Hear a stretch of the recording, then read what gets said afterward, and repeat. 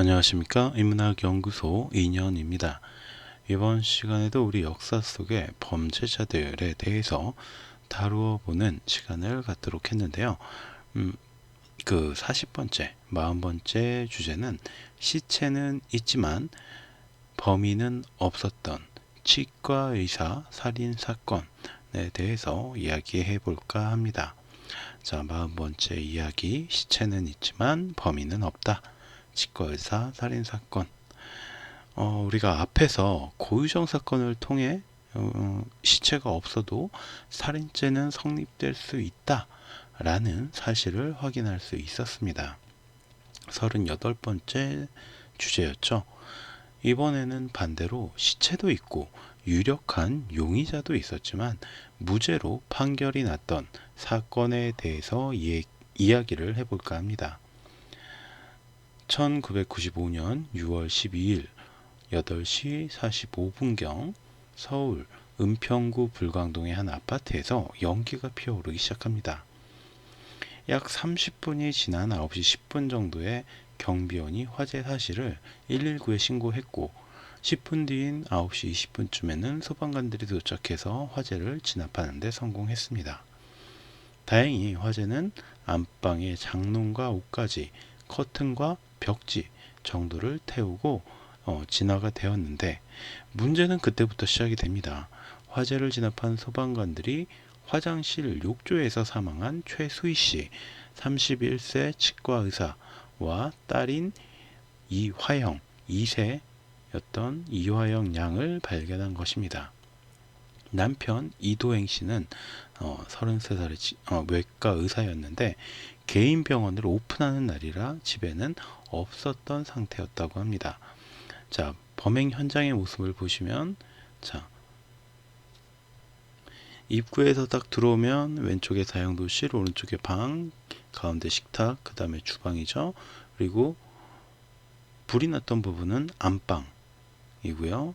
이 침대와 장롱 이쪽이 가장 많이 탔고 그 옆에 있던 화장실 욕조에서 모녀의 시체가 발견되었습니다. 물에 잠겨 있었다고 해요.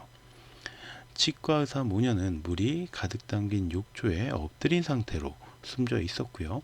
안에는 상의가 벗겨지고 팬티가 내려진 상태였으며 목에는 끈으로 졸린 교살의 흔적이 있었고요. 이것은 딸도 마찬가지였습니다. 또한 목과 팔 등에는 미세한 찰과상이 발견되었기에 경찰은 타살로 판단합니다. 발화 지점이 옷장이었다라는 점에서 실화가 아닌 방화로 추정을 했고요. 그런데 특이한 점은 외부에서 침입한 흔적이나 집안을 뒤졌던 흔적조차 없었다라는 것이죠. 결국 강도에 의한 살인보다는 면식범의 원한에 의한 살인으로 수사의 방향이 모아지게 됩니다.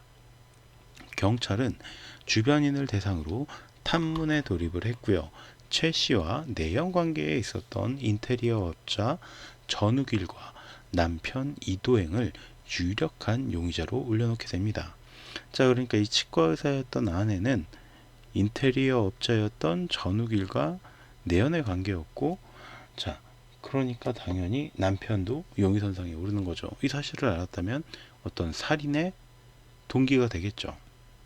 하지만 전 씨의 경우 사건 당일 다른 지역에 있었다라는 점이 확인이 되었고 남편이었던 이 씨 역시 자신이 집을 나오던 7시까지만 해도 부인과 딸이 살아 있었다라고 주장을 합니다.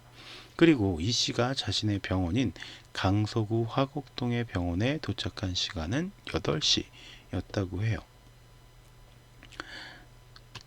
자, 그러니까 은평구 불광동의 아파트에서 이 강서구 화곡동의 병원까지 1시간 정도가 걸렸다라는 거죠. 이제 문제는 최 씨와 딸이 사망한 시점이 언제인지를 밝혀내는 것이었습니다. 7시 전에 사망을 했다라면 남편 이 씨의 범행이 확실해지는데 그 이후에 사망을 했다라면 제3의 인물이 있을 가능성이 높아지는 것이었기 때문이죠. 하지만 당시 부검 결과로는 애매한 상태의 답변만을 확인할 수가 있었습니다. 스위스의 법의학자 토마스 크롬페치 페이스북에서 가져온 사진이고요. 우선 시신의 시반, 그러니까 시체에 생기는 반점과 시강, 시체가 강짓되는 현상, 그러니까 딱딱하게 굳는 현상을 기반으로 추측했을 때 모녀의 사망 시간은 전날 밤 11시 30분에서부터 사건 당일 오전 5시 정도로 예측이 됐습니다. 그러나 문제는 이 예측의 오류 범위가 너무 넓었고 무엇보다 욕조의 물속에 시신이 있었기 때문에 시방과 시강이 일반적인 기준과는 다르게 나타날 수 있다는 점이 쟁점으로 떠오르게 됩니다. 남편 측은 이 점을 확인하기 위해서 스위스의 유명한 법의학자였던 토마스 크롬페처를 증인으로 내세우기로 합니다. 게다가 시신 발견 당시에 욕조의 물의 온도 역시 담당 형사들이 확인하지 않았기 때문에 사망 추정 시간이 7시 40분까지 대폭 늘어나게 됩니다. 자, 7시 40분 그러면 당연히 남편이 집을 나선 뒤의 시간이 되겠죠. 최 씨의 위에서 찾은 내용물과 소화 상태로 추측한 사망 시간 역시 전날 밤 11시 30분부터 당일 새벽 4시 사이로 추정을 하게 됩니다. 전날 저녁으로 먹은 미역국은 발견이 되었지만 이 씨가 아침으로 먹었다는 콩나물국의 흔적은 없었기 때문이죠. 그러나 최 씨가 아침을 원래 잘 먹지 않았다라는 이 씨의 주장과 더불어 최 씨가 아침 대용으로 먹곤 했다는 한약의 성분이 발견되면서 이건 역시 애매해져 버립니다. 그러니까 최 씨가 이 씨가 먹었던 아침 대신에 아침은 먹지 않고 한약을 먹었었다 라고 주장할 수 있는 거죠. 그러면 그때까지 살아 있었다 라는 어떤 근거가 되니까요.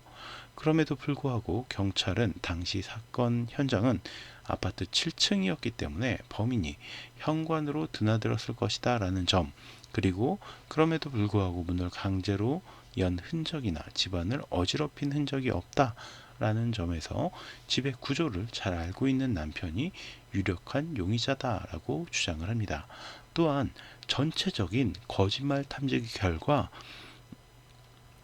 이 씨가 거짓말을 하고 있다라는 것으로 확인이 되었고요. 그리고 시신이나 살해 현장이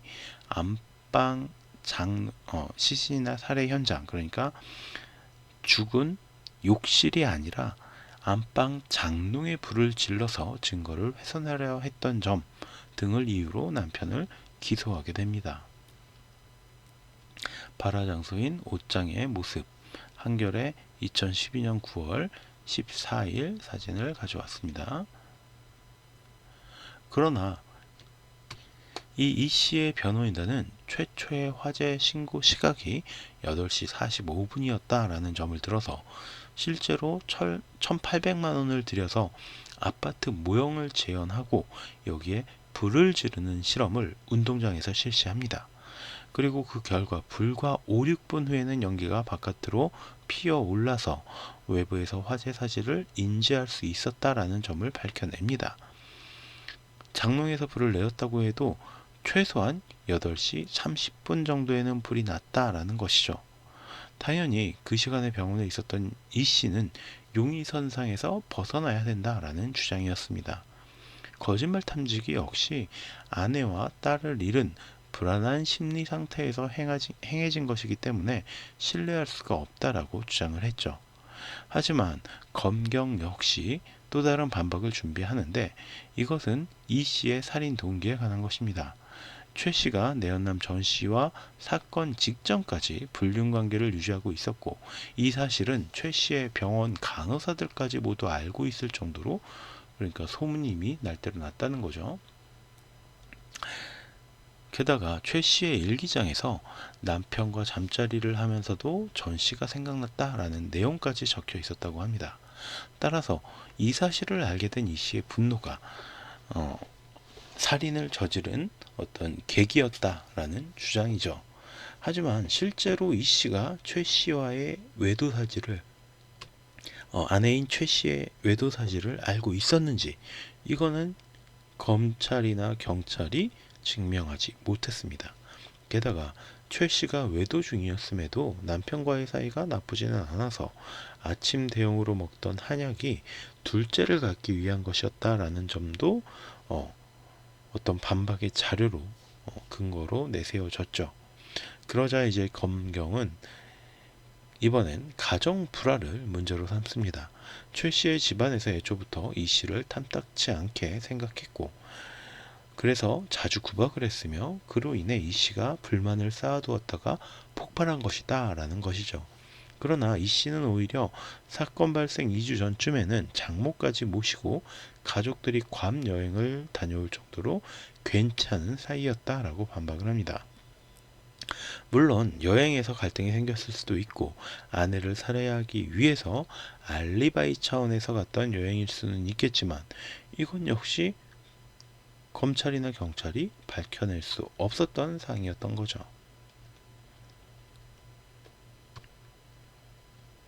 자, 영화 위험한 독신녀, 네이버 영화에서 가져온 영화의 포스터인데요. 마지막으로 검찰과 경찰은 이번에는 위험한 독신녀라는 영화를 증거로 들고 나옵니다.